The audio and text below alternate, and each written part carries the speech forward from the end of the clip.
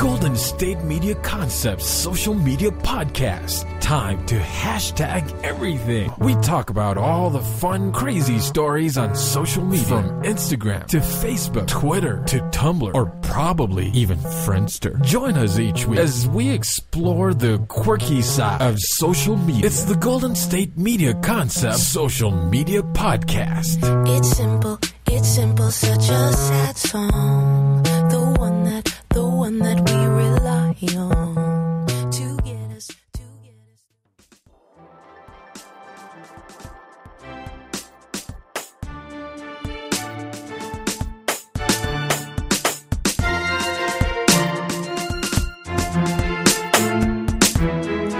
Hello and welcome to the GSMC Social Media News Podcast, brought to you by the GSMC Podcast Network. I am your host, Sarah, and I hope you are having a wonderful Labor Day. If you got a 3-day weekend, that's wonderful. Hope you found something to do that is exactly what you wanted to do. My weekend has consisted of good parts of being very lazy and being very productive. So I always enjoy when things balance out nicely like that. I have been traveling, which has been great. I got to go to visit my in-laws, and it rained. It was so nice. It doesn't rain in Northern California this time of year where I live, so it was very nice to go and experience some rain at a time when I don't normally get rain. But there was also then, of course, humidity, which made my hair do incredibly crazy, weird things that I'll spare you the description of, because no, it really wasn't that bad, but I just have these little baby hairs that go crazy in spring when it is humid. So that was fun. The trip itself was fun. And of course, while I was while I was vacationing, there were some crazy social media news stories. For instance, Popeyes versus Chick-fil-A. Oh my gosh. Did you weigh in on that controversy? I don't even know why it started. I know I read stories and stuff, but I don't even really know why it suddenly became a thing. But that's the thing about social media and trends, is that, suddenly things go viral and you're not entirely sure why. But I will say that I cannot weigh in on the chicken sandwich debate, because I've never eaten at Popeyes, and I have eaten at Chick-fil-A, but I'm not sure. I've probably had the chicken sandwich. I mean, it's Chick-fil-A, right? That's their whole thing, that's chicken, not hamburgers. So I'm sure I've probably eaten a chicken sandwich from Chick-fil-A, but it has literally been 15 years since I have eaten at Chick-fil-A. So I could not tell you a thing about what I remember. I haven't eaten there since I lived in Texas. So that has been quite some time. I haven't lived in Texas since 2003. So a good 16 years since I have eaten at Chick-fil-A, and I've never eaten at Popeyes. But I have nothing against either of them, really. I just don't eat a lot of fast food, and there wasn't a Popeyes where I lived until recently. Anyway, I'm wondering if you weighed in on the whole chicken sandwich controversy and where you fall on it. We were watching. It made the local news in my husband's hometown, and so we were watching that in the hotel, and we were laughing that this was the news story on actual local news, and that they sent a reporter out to talk to people and then try sandwiches, and then one of the other reporters tried a sandwich and weighed in on her opinion. Social media. At any rate, let's talk about what else has been going on in social media now that I am back from vacation and into the supposedly real world. I don't know if it's really real, but we'll see. So there is a lot, of course, going on in the world. Let's start with some of the less pleasant news. Of course, Hurricane Dorian is currently trending, and that is not that's not a good thing. It is not looking good for the Bahamas. The Bahamas have been hit hard by Hurricane Dorian, so of course that is trending with the hashtag support the Bahamas. And according to CNN, there are at least 5 dead in the Bahamas as this the hurricane has just slammed into them. Of course, people are evacuating. People are watching to see where it might go next and making preparations and doing all of those things that happen this time of year when it is hurricane season. According, again, to the CNN article, Dorian left all docks destroyed and every boat sunk. That is awful. In Elbow Cay on the Abaco Islands, where Dorian had first made landfall as a Category 5 hurricane on Sunday night, 30% of the structures had been demolished and the other 70% were damaged to severely damaged. Most docks were destroyed and unusable, with 99% of boats sunk. Oh, it's awful. So that is why this is trending. It's trending, of course, because people are, as I said, keeping an eye on it, trying to determine where it might go next. People are evacuating ahead of it. People are concerned about safety. And with natural disasters, there's always, there's so many social media stories, some of them so depressing, so sad. There have been, I've actually seen various reports as to 5 people, 7 people killed. People are being rescued by U.S. Coast Guard. So there's the tragedy, and then there's always the human interest stories in there. People are being rescued. People are jumping in to help. This is one way when I find social media particularly heartwarming, when you can see the compassion and the love of humanity come out in stories like this. The people. I have friends on social media who are saying, if you have to evacuate, my home is open. They live in an area that is close enough to be helpful. There are stories of shelters opening up for lost or pets who can't be evacuated. So it's awful. It's always awful when storms like this hit. It is devastating to the areas that they hit, to the people whose lives are affected. But I continue to stand in awe of people who jump in to help, whether they are professionals, and so of course that's their job, but they go above and beyond, or whether they're volunteers, people who send aid, people who volunteer to then go to affected areas to help with cleanup and all of the things that come after. So, support the Bahamas. That is the hashtag that is trending. That is definitely true. Whatever, if there's anything that you feel you can do to help, there are always resources available. If you are in the path, one of the paths, there are, several projected of Dorian, I hope that you have a plan in place, that you have an evacuation plan in place. If need be, you have all of the emergency supplies, etc., etc.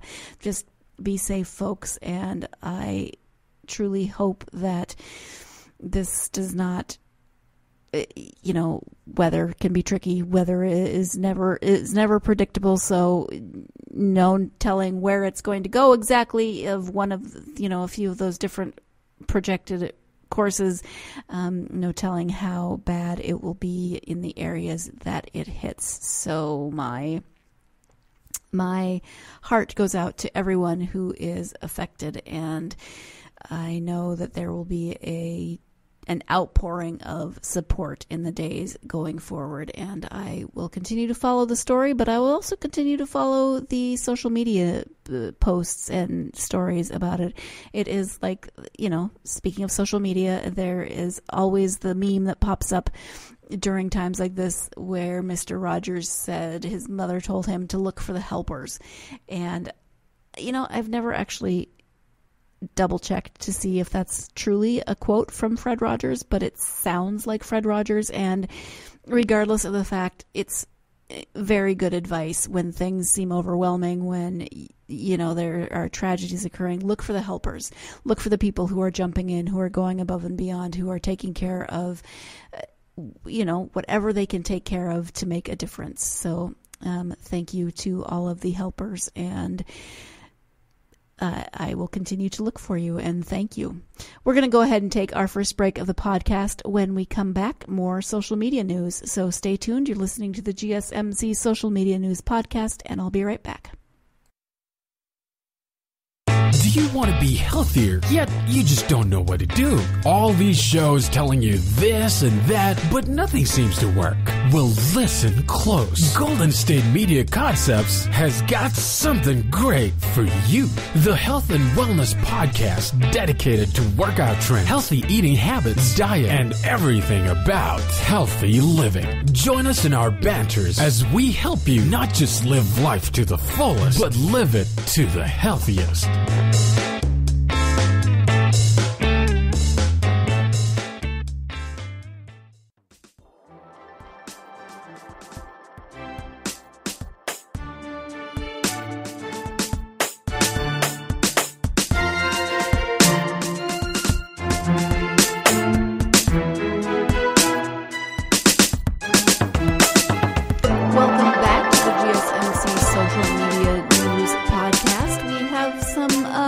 Trending news on social media that's not horribly cheerful today. First, we were talking about Hurricane Dorian before the break and the hashtag support the Bahamas.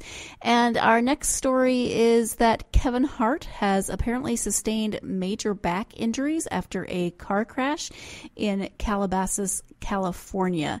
So this story is from yesterday, and it says that Kevin Hart and two others were involved in a single vehicle car crash early yesterday morning, Sunday morning, in Calabasas. The driver of the car, Jared Black, and Hart were both transported to nearby hospitals. According to the California Highway Patrol, the comedian and the driver both sustained major back injuries as a result of the collision. Black was driving the 1970 Plymouth Barracuda in Calabasas and lost control of the vehicle while turning onto Mulholland Highway from Cold Canyon Road. The vehicle rolled down the northern embankment, trapping two of the occupants inside the vehicle. Hart left the scene of the crash to receive immediate medical attention at his nearby home, while the driver was still trapped in the driver's seat. The third occupant, Rebecca Brocksterman, did not suffer any substantial injuries, only the complaint of pain. Hart was eventually transported and treated at Northridge Hospital and Medical Center, and Black to Ronald Reagan UCLA Medical Center. The driver was not determined to be under the influence of alcohol at the time of the crash. A spokesman for Hart did not immediately respond to requests for comment, but I'm sure that those are coming. And that was yesterday, so I did see an update saying that Kevin Hart was doing well after surgery, but of course we will have to continue to wait and see and monitor this story to see how he is, how he's recovering. That just makes me, very concerned. Back injuries can be extremely dangerous, and so hopefully he and the occupant, Jared Black, are doing well and recovering, and nothing too major or serious is happening. In other news, an update. Speaking of updates, Ruth Bader Ginsburg says that she is on her way to being very well after cancer treatment. If your social media feeds are anything like mine, there are all kinds of Ruth Bader Ginsburg memes saying and hoping that she will live forever.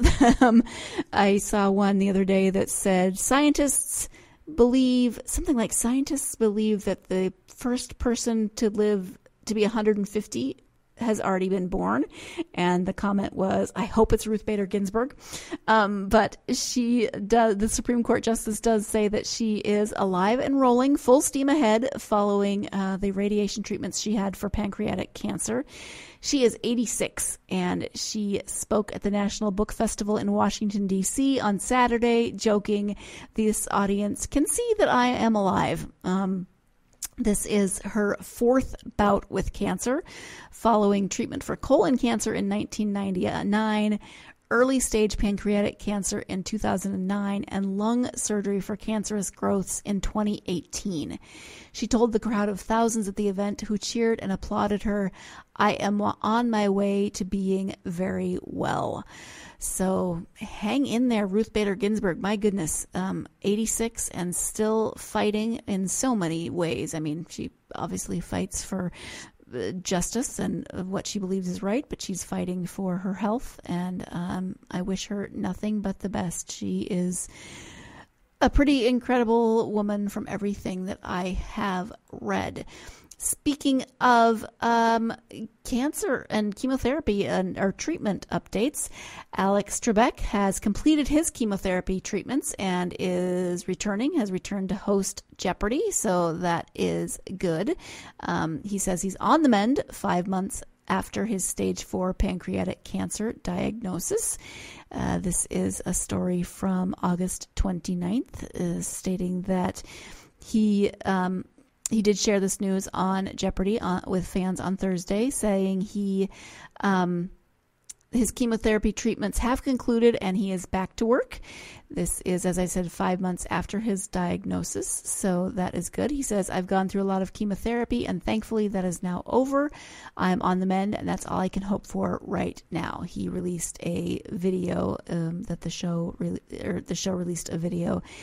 He is 79, and he celebrated his birthday last month, and so he will be in his spot as show host for the 36th season of Jeopardy when this season gets underway. He has been, as most people know, upbeat throughout the process. He has been updating whenever he can, whenever he has news to update.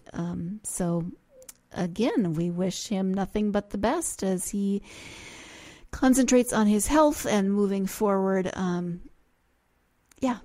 So many people who are just working on, fighting for their health and their lives. In another update and social media post, this is less about, I guess it's not an update. I did say update, but in another story, again, involving chemotherapy, but this time in a feel-good kind of story, although those last two were good news, so they were not depressing stories. But the Jonas Brothers apparently surprised a fan who was undergoing chemotherapy by visiting her in the hospital. She had been planning on going to a recent Jonas Brothers concert, but she couldn't make it because of her chemotherapy treatments. And so she got a pretty cool surprise, I would say. Lily Jordan had been, as I said, planning on going to the Jonas Brothers concert in Hershey, Pennsylvania, but she couldn't because of those chemotherapy treatments. So she wrote a note to the band on Instagram explaining her situation. She wrote, "A gal can dream. P.S. The amount and love and support I started feeling as soon as I posted this on my story made my heart so full and warm. It's all because of you guys. So thanks, because y'all are the best ever." There is a picture of the Jonas. In the picture, there's a little inset of the Jonas Brothers. There is a picture of Lily rocking the bald look. She actually, she is rocking it, showing her hospital bracelet amongst other bracelets that she is wearing. At Jonas Brothers, "I was supposed to be at your Hershey concert tomorrow, but instead I am across the street doing chemo. If y'all wanted to pop in, I'll give you my room number." So, her post went viral, and the next day her wish did come true. Kevin, Joe, and Nick Jonas stopped by her room at the Penn State Children's Hospital to hang out with her and take some photos. And the smile on her face as they are in her hospital room is pretty radiant. She looks very, very happy. Joe Jonas said in a video, "We saw your message and we had to come over." The group asked if they could dedicate a song to her at their concert that night, and Jordan picked SOS, a single from their second studio album. She also gave a handmade bracelet to Joe Jonas and asked him to pass it along to his wife, who is, of course, Game of Thrones star Sophie Turner. That is very sweet. She's clearly a fan of not just the Jonas Brothers, but their whole family. She chatted and posed for photos, and then after their visit, she thanked her friends on social media for making it happen, as I read in the post before. She said, "Wow, the power of social media, you guys. You did this. You made my crappy chemo session into something incredibly special and unforgettable. Thank you, thank you, thank you at Jonas Brothers for taking time out of your day to come pay me a visit. Literally made my life." And did I mention that I really like the feel-good stories on social media when things are, when there's care and compassion and love shown? That just makes me happy. So I like to share those with you because they do make me happy, and I hope that they brighten your day a little bit too. Let's go ahead and take our second break of the podcast, and when we come back, we'll have the conclusion of this episode. So stay tuned. You're listening to the GSMC Social Media News Podcast, and I'll be right back. Tired of searching the vast jungle of podcasts? Now listen close and hear this out. There's a podcast network that covers just about everything that you've been searching. Hey! The Golden State Media Concepts Podcast Network is here. Nothing less than a podcast bliss with endless hours of podcast coverage. From news, sports, music, fashion, cooking, entertainment, fantasy, football, and so much more. So stop lurking around and go straight out to the Golden State Media Concepts Podcast Network. Guaranteed to fill that podcast itch. Whatever it may be. Visit us at www.gsmcpodcast.com. Follow us on Facebook and Twitter, and download us on iTunes, SoundCloud, and Google Play.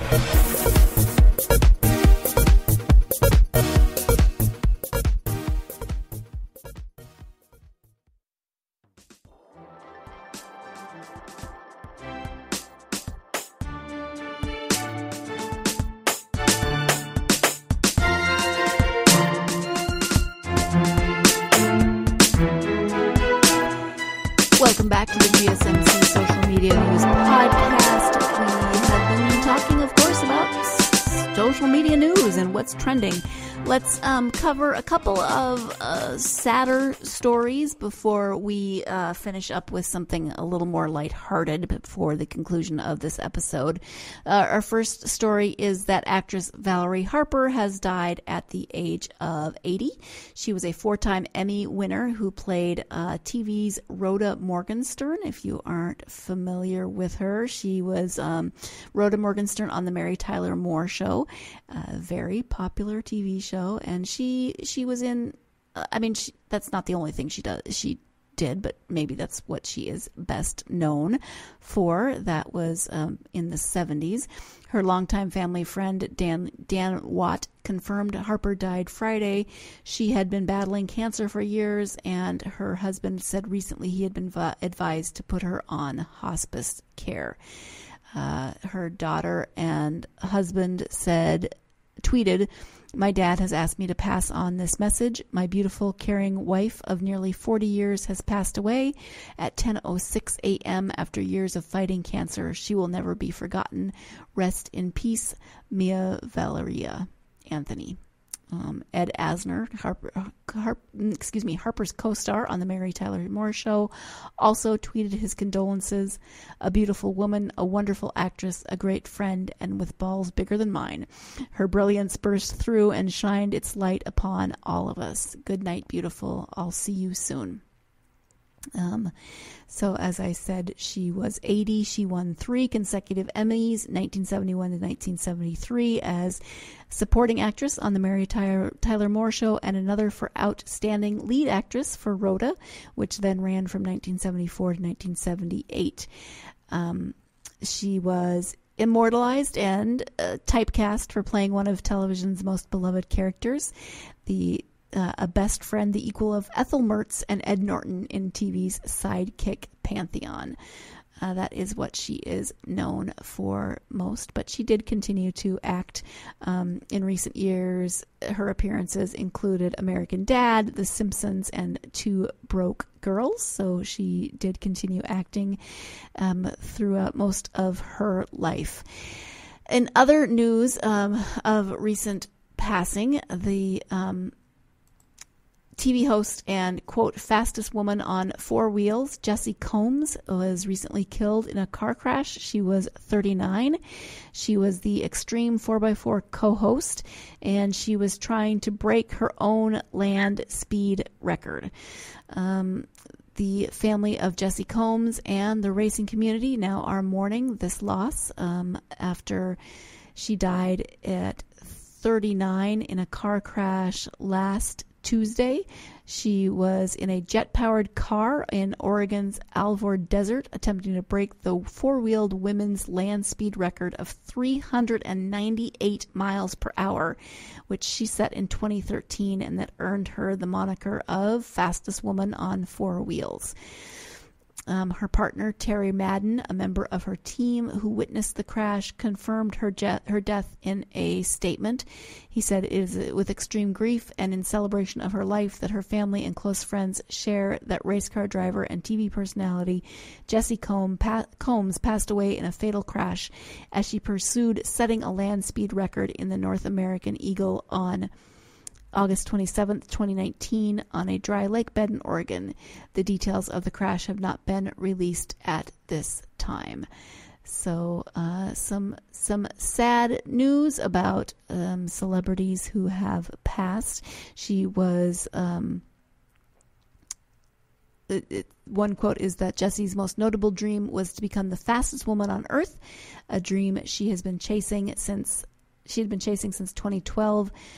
Combs was one of the rare dreamers with the bravery to turn those possibilities into reality, and she left this earth driving faster than any woman in history. So our hearts go out to her family and her partner. She clearly died doing what she loved, but still it is... it's hard for the people who are left behind. As I said, let's go ahead and wrap this up on a more lighthearted note than recent passings of celebrities.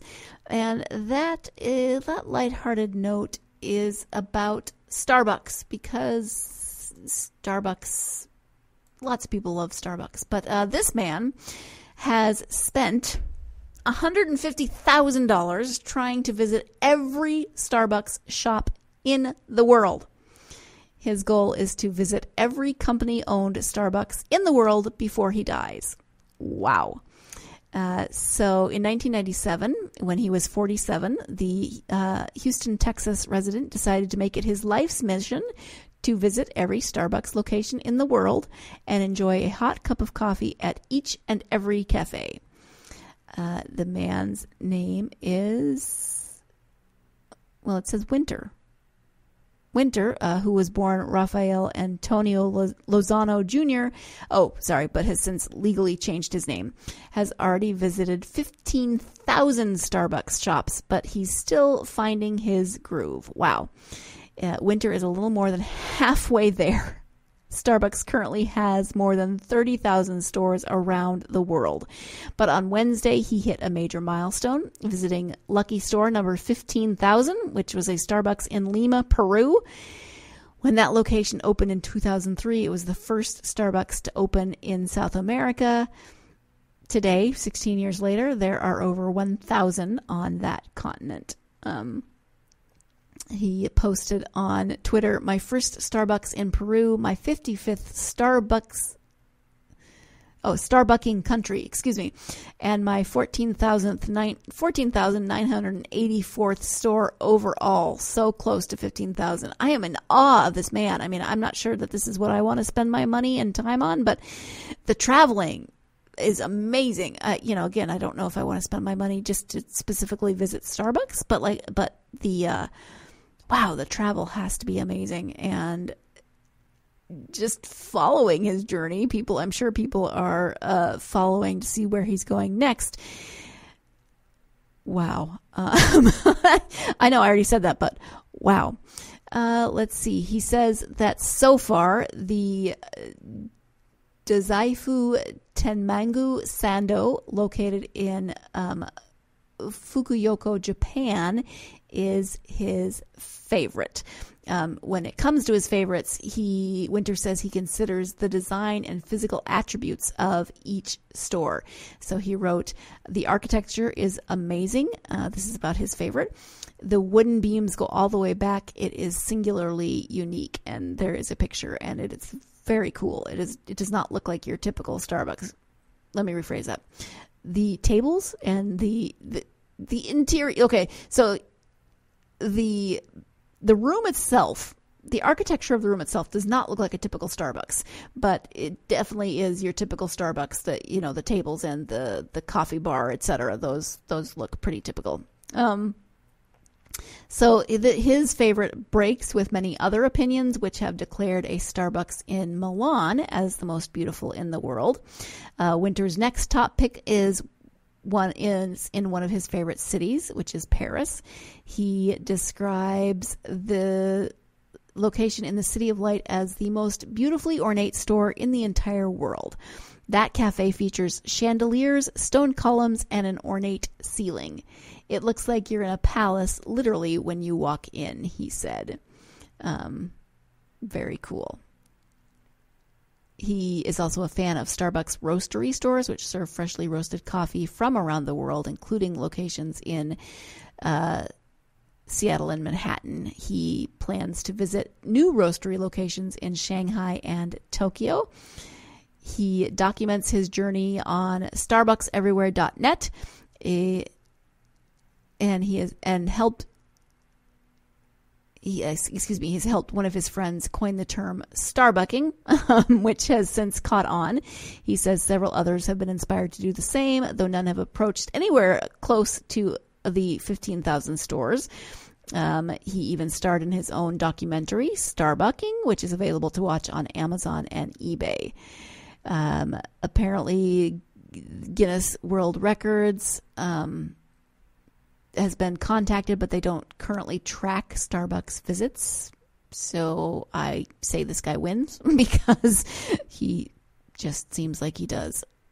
He is a freelance computer engineer who travels to different locations for work, so he is able to travel the world without disrupting his regular life. However, he did make a slightly unconventional decision to live out of his car to help fund his travels. He said, it's been instrumental in allowing me to afford Starbucking to the extent I've pursued it over the past year, explaining that he's spent at least $150,000 on the hobby to date. That is just... wow, amazing. I mean, like I said, the traveling has to be amazing. I don't know that Starbucks would necessarily be my choice, but hey, I'm not judging because everyone, if it gets you traveling, if it gets you visiting new places, cool. And as it, he's seeing so many different architectural aspects of Starbucks around the world. So good for you, Winter. Enjoy, and I don't know if you're going to make all of them because they keep popping up everywhere. I don't know if, it might be a losing battle in terms of getting to every single one in the world. But, that is a commendable, very, very, very large goal. So on that note, we are going to wrap up this episode of the GSMC Social Media News Podcast. Thank you so much for joining me. Join me again next time and we'll find out what's trending. You've been listening to the Golden State Media Concepts Social Media Podcast, part of the Golden State Media Concepts Podcast Network. You can find this show and others like it at www.gsmcpodcast.com. Download our podcast on iTunes, Stitcher, SoundCloud, and Google Play. Just type in GSMC to find all the shows from the Golden State Media Concepts Podcast Network, from movies to music, from sports to entertainment, and even weird news. You can also follow us on Twitter and on Facebook. Thank you, and we hope you have enjoyed today's program.